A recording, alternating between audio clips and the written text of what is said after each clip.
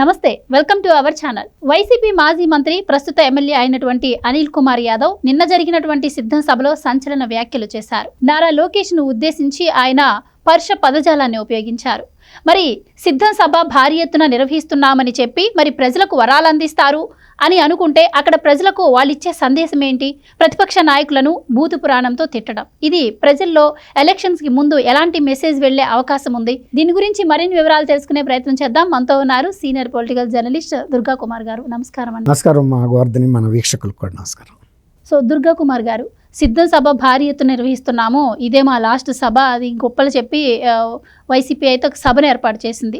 అయితే ఆ సభకు వెళ్ళిన ఆ కొద్దో గొప్ప వైసీపీ కార్యకర్తలు కూడా ఏదో చేయబోతున్నారు, జగన్ ఏదో చెప్పబోతున్నారు అని అనుకుని వెళ్ళిన వాళ్ళకి తీరా చూస్తే అక్కడ ఒక మంత్రి అయ్యుండి అలాంటి మాటలు మాట్లాడితే అంటే ఎలక్షన్స్కి ముందు ఆయన రెచ్చగొడుతున్నట్టే అనుకోవచ్చా ప్రజలను? ఖచ్చితంగా అమ్మా. ఇది ఇంతకుముందు మీకు రాప్తాడి సభలో కూడా ఇలా రెచ్చగొట్టేటట్టు మాట్లాడి, అది ప్రతిపక్షాల మీద, పత్రికల మీద కూడా రెచ్చగొట్టినట్టు మాట్లాడేటప్పటికి అప్పటికే బాగా తాగి ఉన్నటువంటి కార్యకర్తలు, వైఎస్ఆర్సీపీ కార్యకర్తలు ఒక ఆంధ్రజ్యోతి ఫోటోగ్రాఫర్ని పిచ్చి కొట్టారు కదమ్మా. చాలా తీవ్రమైన దాడి జరిగింది.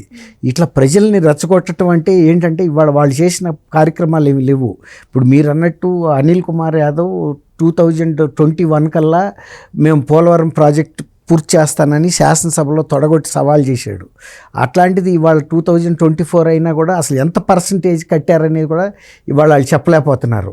నిన్న మాట్లాడింది మొత్తం పూర్తి నైరాశ్యంగా ఉంది, ఒక నిరాశాజనకంగా ఉంది. వాళ్ళకేమి కూడా ఆశ లేదు గెలుస్తామని. వాళ్ళు ఆల్రెడీ నిర్ణయానికి వచ్చేసారు.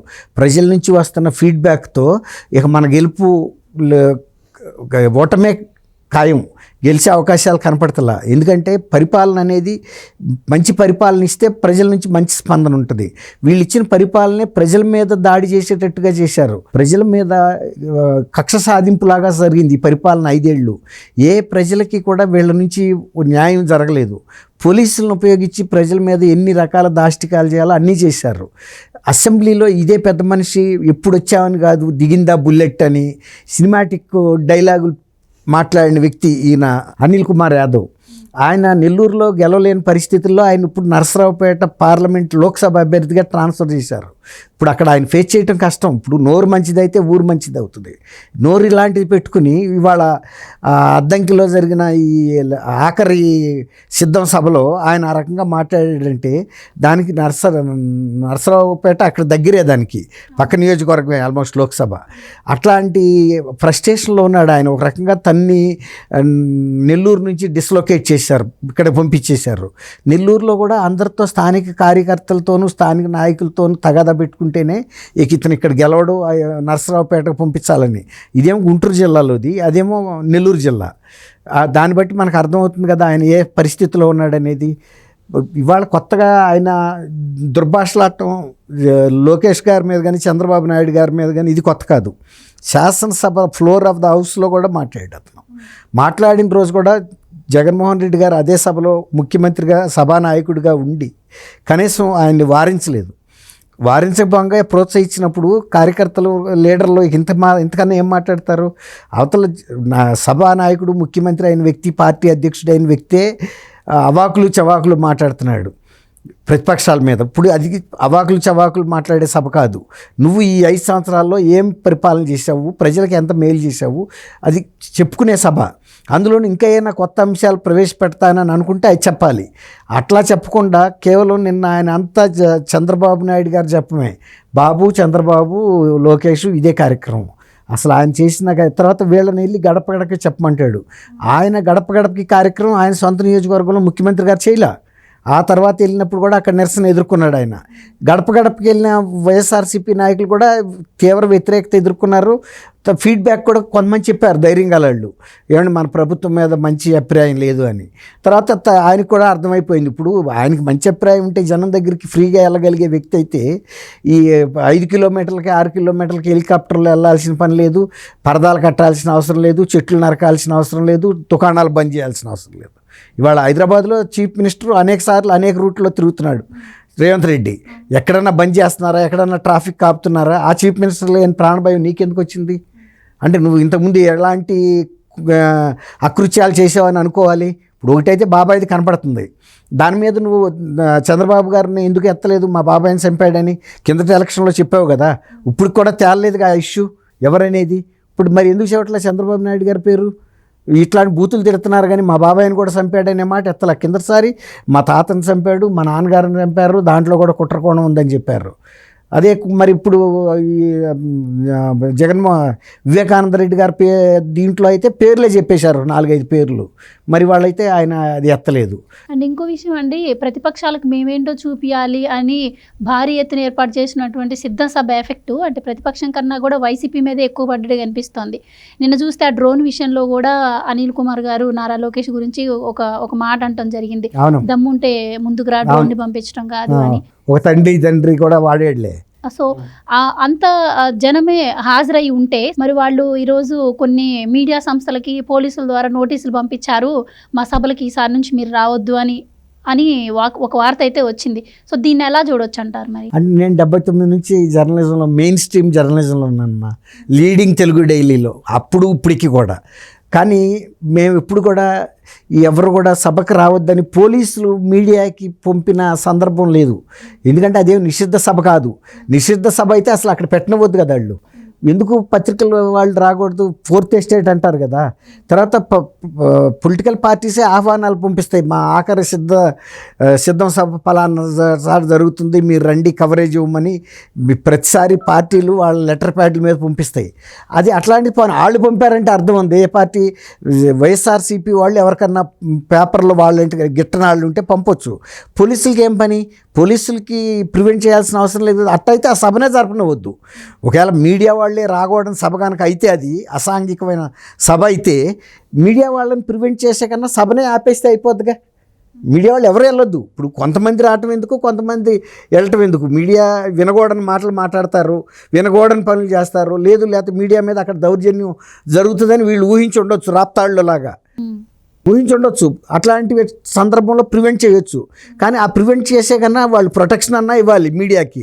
లేదు అసలు అట్లాంటి దాడులు జరిగే సభనే జరగనివద్దు. అది మీడియా వాళ్ళు దొరికితే మీడియా వాళ్ళని కొడతారు, లేకపోతే నా బోటాడు ఎవడన్నా అమాయకుడు కనపడితే కూడా కొడతారు. 10 మందిలో కొట్టేటప్పుడు మనిషి బతుకుతాడు ఎవడన్నా? నిన్న ఆయన మాట్లాడింది కూడా అట్టాగే ఉన్నాడు. ఆడెవడో తెలియని శత్రువుని ఆయన క్రియేట్ చేస్తున్నాడు అక్కడ. అసలు డ్రోన్ వేసిన ఆయన అక్కడే ఉండుండొచ్చు, డయాస్ పక్కనే. వాళ్ళు మీడియా ఎవరినైతే కవర్ చేయమని ఆహ్వానించారో వాళ్ళదే అయి ఉండొచ్చు. దాన్ని ఒక సీన్గా క్రియేట్ చేస్తున్నారు, యాజ్ ఇఫ్ ఏదో పాకిస్తాన్ డ్రోను ఇక్కడ దాకా వచ్చింది, ఆ ఊరి పేరు ఏంటి, అద్దంకి వరకు అని. అంటే యాజ్ ఇఫ్ ఏదో మన జాతి మీద బాంబులు వేయటానికి వస్తుంది, మన భూభాగం మీద అన్నట్టుగా. అసలు అంత కంగారు ఏంటో నాకు అర్థం కాలే. డ్రోన్లు అలాంటి పబ్లిక్ మీటింగ్లో ఒక డ్రోన్ కాదు, 10 డ్రోన్లు కూడా వాడతారు వీళ్ళు, ఏజెన్సీస్కి ఇస్తారు. అది ఇప్పుడు నిన్న మీరు అన్నారు చూసారా, గ్రీన్ మ్యాట్తో ఇంపోజ్ చేసి జనం అంతా నిండినట్టుగా గ్రాఫిక్స్ తీయటం, అవి కొన్ని సంస్థలకి వీళ్ళు అప్పక చెబుతారు బాగా కవరేజ్ వచ్చేటట్టు చూడమని. అట్లాంటప్పుడు వాళ్ళే ఎంజాయ్ చేసుకుంటారు. ఏదైతే నిండిన సభ ఉందో దాన్ని బాగా క్లోజప్గా తీసి దాన్నే అతికిస్తారు. దాన్ని ఏదో పేస్ట్ అండ్ ఏదో అంటారు కదా, ఈ కాపీ అండ్ పేస్ట్ లాగా. అట్లా ఆ డ్రోన్ గురించి అదేదో విదేశాల నుంచి వచ్చినట్టు లోకేష్ గారికి ఏం పని లేదా డ్రోన్లు పంపటం తప్ప? మీ సభగా ఆయన డ్రోన్ ఎందుకు? మీరు పెట్టుకుంటే మీరు పెట్టుకోవాలి, లేదంటే అక్కడికి వచ్చే మీడియా వాళ్ళు ఎవరైనా పెట్టుకోవచ్చు. అందులో అది ఒక రాష్ట్ర స్థాయి సభ కాబట్టి ఒక్కోసారి జాతీయ మీడియాలు కూడా వస్తాయి అక్కడికి. అంటే ఓవరాల్ పిక్చర్ చూడటానికి అసలు ఎలా ఉంది ఈ వైఎస్ఆర్సీపీకి రియాక్షన్ అని. ఇప్పుడు వీళ్ళు ఇచ్చే ఫోటోలు అంటే ఫుల్గా నిన్నట్టు ఇస్తారు, కానీ వాళ్ళ ప్రతినిధులు కూడా వచ్చి చూసుకుంటారు కదా జాతీయ స్థాయిలో ఏ రాజకీయ పార్టీ బలాలు. ఏ రాజకీయ పార్టీ అయినా కూడా ఎంత ఎక్కువ ప్రచారం చేసుకుంటే అంత మంచిది ఎలక్షన్స్. మరి నిన్న పోలీసులు ఎందుకు వాళ్ళని రావద్దని చెప్పారు అనేది మనకు అర్థం కావట్లా. నేను చెప్పినా కూడా ఇక్కడ ఎవరు నమ్మరు, వేస్ట్ వచ్చిన మీడియా అని అనుకుంటుందా? అదే నాకు అది అనుకున్నా కూడా పోలీసులకి అనవసరం కదమ్మా, అది వీళ్ళే పంపొచ్చు. ఎవరు వైఎస్ఆర్సీపీ వాళ్ళు నాయకులు ఉంటారు కదా, వాళ్ళేమి ఒకరికొకరు పరిచయం ఉన్న వ్యక్తులే కదా. వాళ్ళ నాయకులు ఫోన్ చేసి ఏమంటే మీ పేపర్ వాళ్ళు రావద్దు, మొన్నట్లాగా మీ మీద దాడులు జరిగితే మేము బాధ్యులం కాదని చెప్పొచ్చు. అట్లాంటప్పుడు వాళ్ళు కూడా రారు, ఎందుకంటే వీళ్ళు దాడులు చేయడానికే ఈ మీటింగ్ ఏర్పాటు చేసుకున్నారు, మనం వెళ్తే మనకే ప్రమాదం అని వాళ్ళు కూడా ఒకసారి డ్రాప్ అయిపోవచ్చు. వెళ్ళేవాడు కవరేజ్ ఇస్తానికి వెళ్ళి దెబ్బలు తింటారు కదా, కెమెరాలు పగలు కొట్టుకోరు కదా. అదే రాస్తారు. మేము వెళ్దాం అనుకున్నప్పటికీ పలానా ఆయన ఫోన్ చేసి రావద్దని చెప్పారు, మీకు ఏదైనా జరిగిన బాధ్యత లేదని చెప్పారు, కాబట్టి మేము ఈ కవర్ చేయలేకపోతున్నందుకు మన్నించగలరని రీడర్స్కి ఒక పార్టీ మీటింగ్స్ కవరేజ్ ఇవ్వలేనప్పుడు సంస్కారవంతమైన పేపర్లు రాస్తాయి, ఏది మేము కవరేజ్ ఇవ్వలేనందుకు చింతిస్తున్నామని. ఇప్పుడు అట్లాగే జగన్మోహన్ రెడ్డి గారు కిందసారి చంద్రబాబు నాయుడు గారి మీద అంత ఆరోపణ చేశాడు కదా. ఈ 5 ఏళ్లలో కూడా కనీసం ఆయన నేను చింతిస్తున్నాను, నాకు తెలియక చెప్పాను, ఎవరో నాకు చెప్పబట్టి అని కూడా ఇవాళకి చెప్పలా.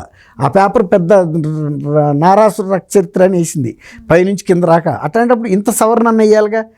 ఆ రోజు మేము చేసిన విమర్శ మాకు తెలియక చేశాము, దాన్ని క్షమించమని అడుగుతున్నాం అని చెప్పుకోవాలి కదా. ఇప్పుడు విలువలు గల న్యూస్ పేపర్ అయితే అదే కనుక క్రెడిబిలిటీ పోలేదా? అంత పేపర్లో ఇంత రాసి అది ఏమి నిజం కాదని తేలిపోయేటప్పటికి. అది నిన్న మీరు అన్నట్టు మరి ఆయన అనిల్ కుమార్ యాదవ్ మాట్లాడింది ఒక రెచ్చగొట్టే దూరంలో ఉంది. పోలీసులు ఏమో కొంతమందిని రావద్దని చెప్పటము, బహుశా ఈ సభలో ఏదో దౌర్జన్యం జరుగుతుందని ఆ ఎస్పీ గారు కొంచెం సెన్సిబుల్గా ఫీల్ అయ్యి ప్రివెంట్ చేశానటానికి ఇచ్చాడా అని కూడా మనం ఒకసారి అది కూడా ఆలోచించాలి. 2 వైపులా ఆలోచించాలి. కొంతమంది ఎస్పీలు నర్మగర్భంగా ఎందుకు వచ్చింది, మళ్ళీ లా అండ్ ఆర్డర్ ప్రాబ్లం వస్తుంది కాబట్టి ఫలానా పేపర్ల మీద, వాళ్ళ దాడుల మీద, టీవీల మీద జరుగుతుందని ప్రివెంటివ్గా ఇచ్చాడా అనుకోవాలి. మరి లేకపోతే ఆయనకేం అవసరం, ఈ దౌర్జన్యాన్ని ఆయన యాంటిసిపేట్ చేసి ఉంటాడని అనుకుంటున్నాను. అదే జరిగేది నిన్న. ఓ రకంగా ఎస్పీ గారిని నేను అభినందిస్తున్నా, ముందుగానే ప్రివెంట్ చేయడానికి. లేకపోతే ఇప్పుడు నిన్న ఆయన మాట్లాడిన మాటలు, డ్రోన్లు ఇవన్నీ చూస్తే వ్యతిరేక వర్గానికి చెందిన ప్రెస్ వాళ్ళు ఎవరెక్కడున్నా కూడా నిన్న ఆయన అన్నాడు కదా, రండి దమ్ముంటే అని 20 నిమిషాలు సభ అంతా ఆపి ఎవడో ఒకడిని బక్రాగాండి చేస్తారు, స్కేప్ గోట్ అంటారు చూసారా, బలిపశువుని చేస్తారు. ఒక్కసారి ఒకటి దెబ్బేసాడు అనుకోండి అంత పబ్లిక్ మీటింగ్లో, ఆ దాడిలో ఎవడైనా ఎంతమంది అయినా చచ్చిపోవచ్చు. నిన్న తొక్కిసలాట్లోనే ఊరికైనా జరిగిన తొక్కిసలాట్లో కూడా ఒక అతను చనిపోయాడు ఆ మీటింగ్లో. ఇట్లాంటి ఆవేశంగా చేస్తే ఇట్లాంటివి జరిగి చచ్చిపోతారు. వీళ్ళకే డయాస్ మీద సేఫ్గా ఉంటారు లీడర్స్. పబ్లిక్ అతను చచ్చిపోయిన అతను వైఎస్ఆర్సీపీ క్యాండిడేటే. వాళ్ళని నెల్లూరు నుంచో ఎక్కడి నుంచో దీంట్లో తీసుకొచ్చారంట. అతను ఒక మున్సిపల్ స్కావెంజర్, మీటింగ్కి జన సమీకరణలో భాగంగా తీసుకొచ్చారు అతన్ని వెహికల్లో. మరి అతను నేను చనిపోయాడు, దురదృష్టం. అట్లాగే మీరు అన్నది కొంతవరకు అది వాస్తవమ్మా. ఒక నిరాశలో నుంచి పుట్టిందే ఈ జనాల్ని ఉద్రేకపరచడానికి చేసిన ప్రయత్నం అనిల్ కుమార్ యాదవ్. థ్యాంక్ యూ అమ్మా గోవర్ధన. మనం